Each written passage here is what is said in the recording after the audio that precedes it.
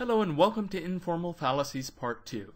This time we'll be talking about ad hominem, including the versions of guilt by association and two wrongs make a right, as well as the fallacies of appealing to common practice or tradition, appealing to ignorance, non sequiturs as irrelevant reasons, equivocation, ambiguity, composition, division, and the slippery slope fallacy.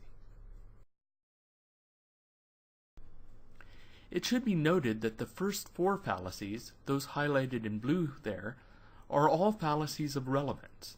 That is to say that they are fallacies because they urge one to reach conclusions based on reasons that are not germane to the argument. Just as in part 1 of our informal fallacy discussion, it should be remembered that most informal fallacies have versions that are not fallacies. Appealing to irrelevant information is always fallacious, but determining whether, for example, ignorance or lack of information is actually irrelevant is the trick. Likewise, composition, division, slippery slopes, and some of the others are not always fallacies either.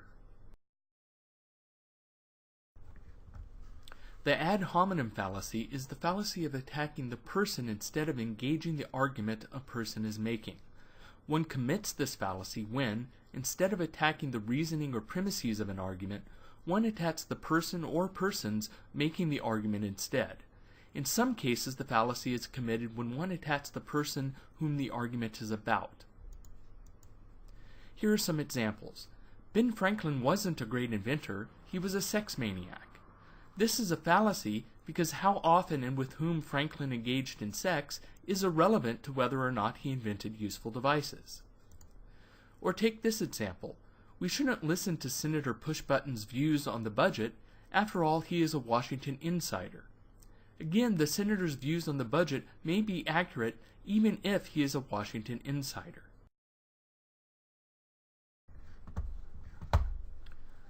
Of course, one needs to be careful. Not all attacks against a person are fallacious. One might legitimately question an expert's credentials, for example. If somebody had an opinion about black holes, and I pointed out that he wasn't an astrophysicist but an astrologist, that's hardly irrelevant. Or even if the person was an astrophysicist, his reputation in the scientific community might be relevant. After all, we cannot be experts in all fields ourselves. In order to know whom to pay attention to, we have to evaluate the quality of their expertise. Likewise, it might not be irrelevant to question the quality of somebody's character if that person is giving testimony of some kind. Is this person known to lie? If so, is this person saying something that is self-serving? If somebody has a great deal to gain by holding a position, that might not be reason to dismiss it outright, but it may be enough to look at it more closely. If, with the Washington insider example, a senator who was receiving a great deal of money from the oil industry was saying that a bill reducing regulations on offshore drilling was harmless to the environment, that might be a reason to look carefully at what others have to say. But the senator could be right. The bill could be harmless. Looking at self-serving interest is a good warning sign, but it isn't enough to dismiss a claim outright. The question you should be asking yourself regarding ad hominem attacks is whether the attack is in fact relevant to what the arguer is trying to persuade you of. Here are two examples of ad hominem attacks. The Rush Limbaugh example was mentioned in the book, so I thought I would find it on YouTube for you. On the left is an ad hominem attack by liberal commentator Chris Matthews. You can pause the PowerPoint with the menu at the bottom of the screen, then click on the images to open up YouTube. When you click back to the PowerPoint, it should resume.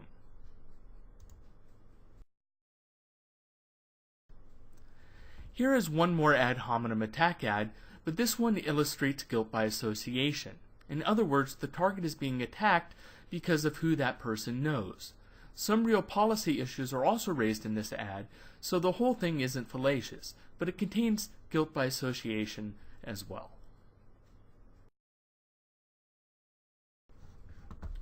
The two wrongs or two quote version of the ad hominem fallacy is committed when the arguer states or implies that her or his own wrong is nullified because her opponent in the argument or her victim committed a similar wrong.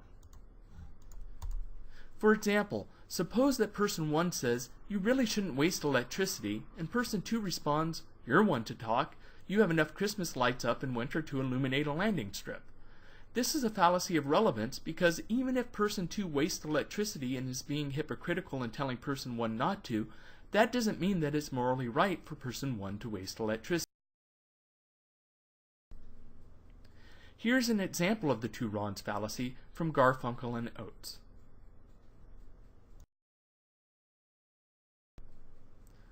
Alright, appeal to tradition or custom. One commits this fallacy when one takes as a reason to do something the fact that it has customarily been done that way. For example, imagine that prior to 1919, somebody argued that women shouldn't be allowed to vote because it has always been the case that only men were allowed to vote. The mere fact that something has always been done a particular way is not itself an argument that this is the best way to do a thing. The fact that doctors had traditionally used leeches to heal all sorts of diseases for years is not a good reason to keep using leeches. The fact that people traditionally only bathed every few weeks is not itself a reason to keep up the practice. Here's an example of appeal to custom or tradition from an anime series called Ranma 1/2.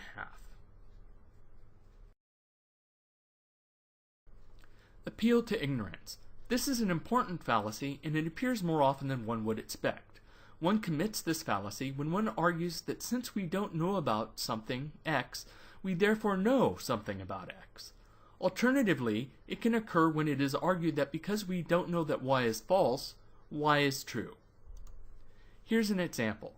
We asked a park ranger what caused these footprints in the woods, and the park ranger didn't know what animal made them. So clearly they were made by Bigfoot. The only thing that we're justified in concluding from the fact that we don't know what made the footprints is that we don't know what made the footprints. We can't reason that we don't know what made the footprints, so therefore we really know what made them. Here Neil Tyson explains the appeal to ignorance fallacy. Of course, appealing to lack of evidence is not always a fallacy. There's an often made quote that the absence of evidence is not evidence of absence, but this is only a partial truth. The failure of a search to turn up evidence when one should expect that it would if the claim were true is a strong mark against that claim. For example, suppose you are missing your keys. You hypothesize that they might be in your room, so you search it from top to bottom and from corner to corner. You go through every item, every drawer, every square foot of the room, inch by inch, and do not turn up your keys. That provides a very strong reason to believe that your keys are in fact someplace else. Just like the failure of a drug test to show the presence of cocaine in somebody's system provides a strong reason to believe that they are not presently high on cocaine. Okay, the non sequitur. Technically, non sequiturs occur any time a conclusion does not follow from the premises, but here we mean it more narrowly to mean an irrelevant reason. So an ad hominem attack, or an appeal to tradition, or an argument from ignorance would all be non sequiturs. You can use the term non sequitur as a catch-all for irrelevant reasons that don't fall into one of the other fallacy categories. So this is just an example from Ralph Wiggum here.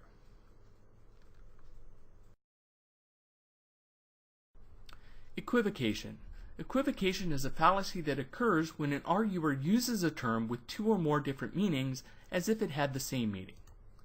So consider the following example. Elephants have trunks. Trunks are a form of luggage, therefore elephants have luggage. What's wrong with this? It looks like a straightforward deduction. All E's are T's, all elephants are things with trunks. All T's are L's, all trunks are things that are luggage, therefore all E's are L's. All elephants are things with luggage. The problem is that we are not really using the same term in both premises.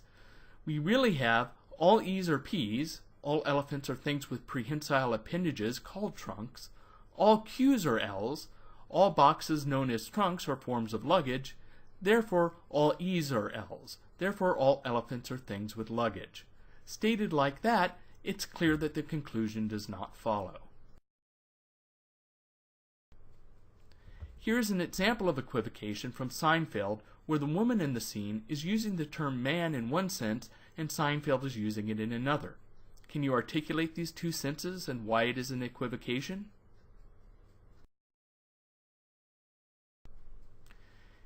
Equivocation is a form of ambiguity.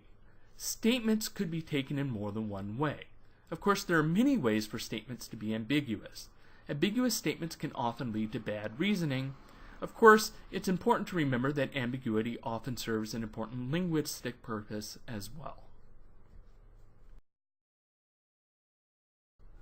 Composition. The fallacy of composition occurs when one argues that because every part of a whole has a property, the whole itself must have that property as well. For example, suppose somebody argued that since every room in a hotel was small, the hotel itself had to be small. This does not follow. The hotel might be huge with thousands of very small rooms. An important note though, this isn't always a fallacy. When a property is transitive, that is to say, it can be applied additively to its members, this isn't a fallacy. So if you argue, for example, that every part of a car has mass, so the car has mass as well, that is not a fallacy. The fallacy of division is the counterpart of the fallacy of composition. It occurs when one argues that because a whole has a property, every part of it must have a property as well. For example, suppose that somebody argues that because a sponge is absorbent, every molecule of the sponge is absorbent as well. This doesn't follow. Absorbency is a property that arises from an arrangement of molecules.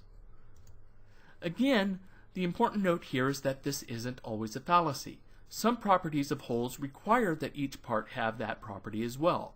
For example, if a textbook is error-free, then every part of that textbook must be error-free as well. The slippery slope fallacy. This is another tricky one because quite often this isn't a fallacy.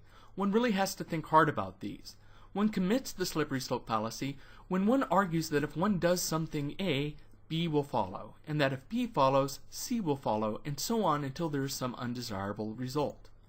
For example, suppose that we argue if we make grenade launchers illegal, then we will have to make machine guns illegal.